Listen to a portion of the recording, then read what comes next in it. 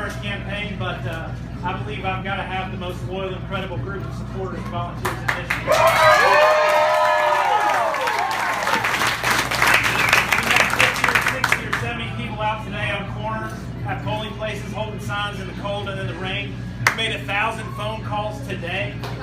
It's really incredible. It takes my breath away. There's no way I could ever thank you all enough. I mean that from the bottom of my heart. You're going to have to indulge me for just a second because I got to do a few more thank yous. I got to start with my wife, Tony. She's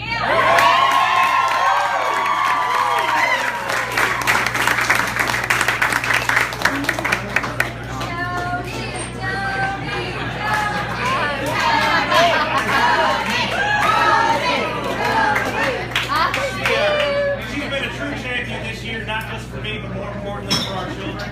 She's been the source of strength and foundation for our entire family. And if it weren't for her, it's not that I just wouldn't be standing here tonight, I wouldn't be standing at all. And of course, my children, a political campaign is hard on any family. Our family was no exception this year. This past Saturday, I told my kids that next Saturday I would not be going out to knock on doors, and they didn't even understand what I was talking about. But my entire family has been incredible. My sister got married in July, and since the wedding, my mom and my dad have been basically full-time on the campaign. She and her husband are such a huge asset with their photography and filmmaking and everything.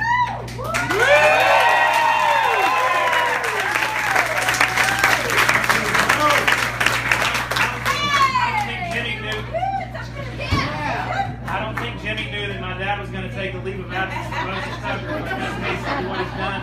And my mom hadn't even taken her Clarke Tucker shirt off for 2 weeks. With matching shoes. I've got the best, most supportive family that anybody could ever ask for.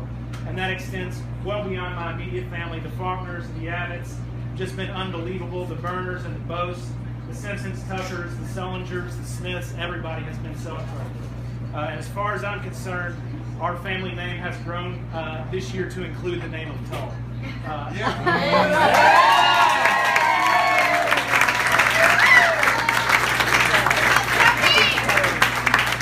course, John and I have known each other and been close for years, but this year he managed to roll mentor, boss, friend, political advisor, and confidant all into one. And I cannot thank John Tull enough. Of course, there's no single person on earth who's done more or given more of themselves for this campaign than Catherine Tull.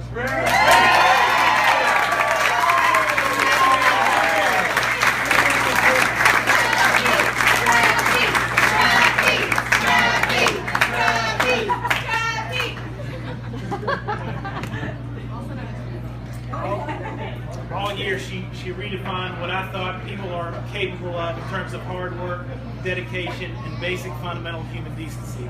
I cannot thank her enough, and all of the entire Tull family and Sam Kaufman. It was a family effort on their behalf too. Of course, I have to thank, I think she's here, but I'm not sure, the person who basically convinced me to run, our own inspiration, Dawn Vandiver.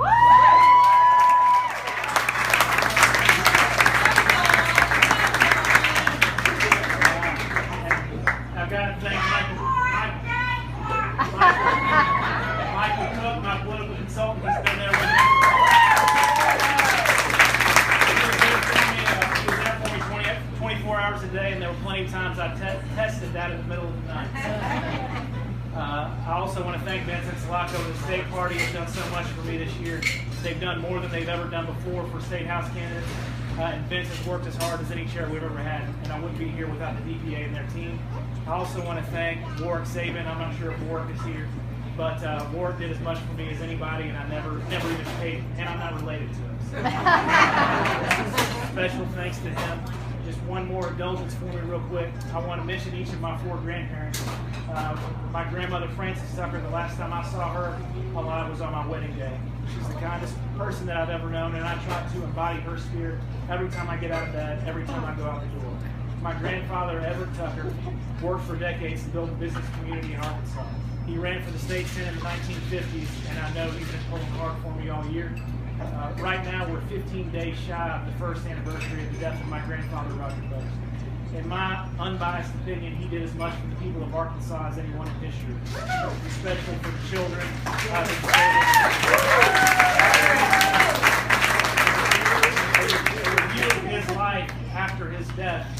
played a significant role in my decision to run this year because of everything he accomplished. And then my 93-year-old grandmother,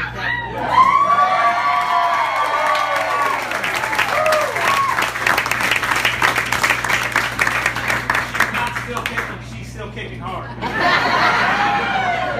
She's such a joy and inspiration for me, and I know she is for our entire family. And I know all 4 of my grandparents would be very happy to hear that we have all the results in from the election tonight, and I've been elected the next one.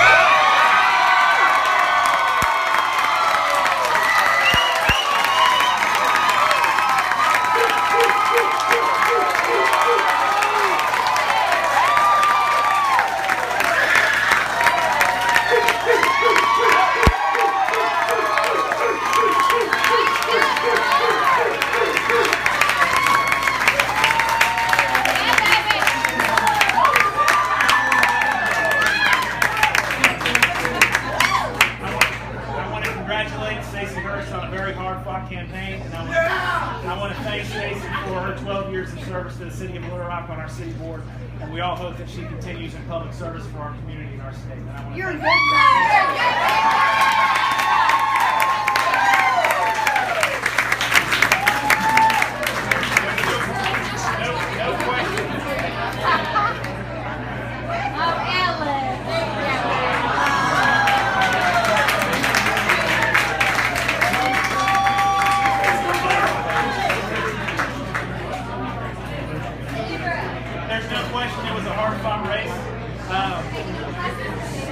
we decided when we started we were going to run a positive grassroots campaign, and that's exactly what we did. I'm proud of the race that we won. But in terms of what we want to do for Little Rock and Arkansas, we've only just scratched the surface. The world is a big place. There's a lot of people in need out there, and we're just one part of it. And I've never set out to change the world by myself because that's not possible. All I've ever set out to do is to change my community and my state and try to take comfort in the fact that there are countless people like you and like me out there in Little Rock, Arkansas, and the rest of the world, and together we can make the difference that needs to be made. And that's really what makes this country great and has made this country great. Our nation was founded on the precept that everyone needs to work toward a common good for everyone. Not only if you disagree with each other, but especially if you disagree with each other. And we've lost ground on that front in recent years, and that's a problem in my opinion. And I don't know what all the election results are tonight, but I know that no matter what they are, in Arkansas we have a lot of people who want to get to the same place, but who have disagreements about how to get there. And our job now is to lead the way and find a way where we can work collectively and cooperatively on behalf of everyone and take Arkansas to the place that it needs to go. And that's the tapestry, in my opinion, that forms the United States of America. And I'm so grateful just to get the tiniest little stitch. Oh, that's just your part. Tiniest little stitch. I learned a lot this year about running for office and about life. When I was a kid riding around during election time with my parents, I always used to wonder what it would be like to see signs with yards and cars with stickers with your name on them. But my experience this year was much different than anything I ever wondered about as a kid. Because when I saw that sign right there, I didn't see my name. I saw the people who live in the house, some of whom were old friends, some of whom I've met for the first time this year, and all of them bought into the same vision for the future of what our city and state can become. I would see Catherine or Sam or Adam or Gary driving the stake in the ground when I saw that sign. I would see the faces of my wife and children. And I'm here to tell you that I love those 3 people as much as anyone has ever been capable of loving anybody. And I wanted to be able to look them in the eye and tell them that their husband and father did everything he could for the people in the city and the state that he cared about. Hey. When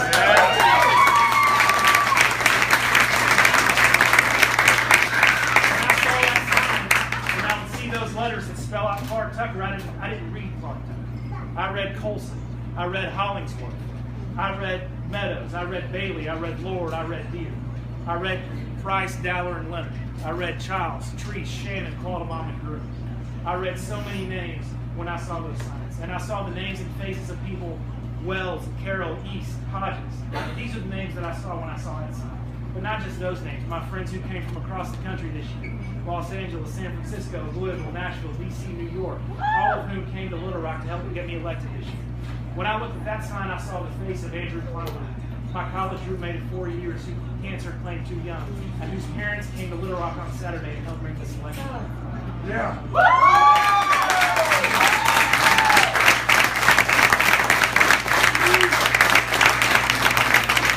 It's not just the people who supported me whose names I saw. I saw everyone who voted in this election, whether they voted for me or not, and every resident of Arkansas House District 35, because that's who I'm going to work for in the Arkansas General Assembly.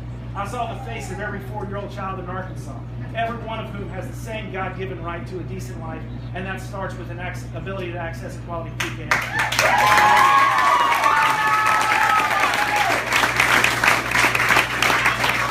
I saw the lives of 200,000 Arkansans who have health insurance for the first time in their lives.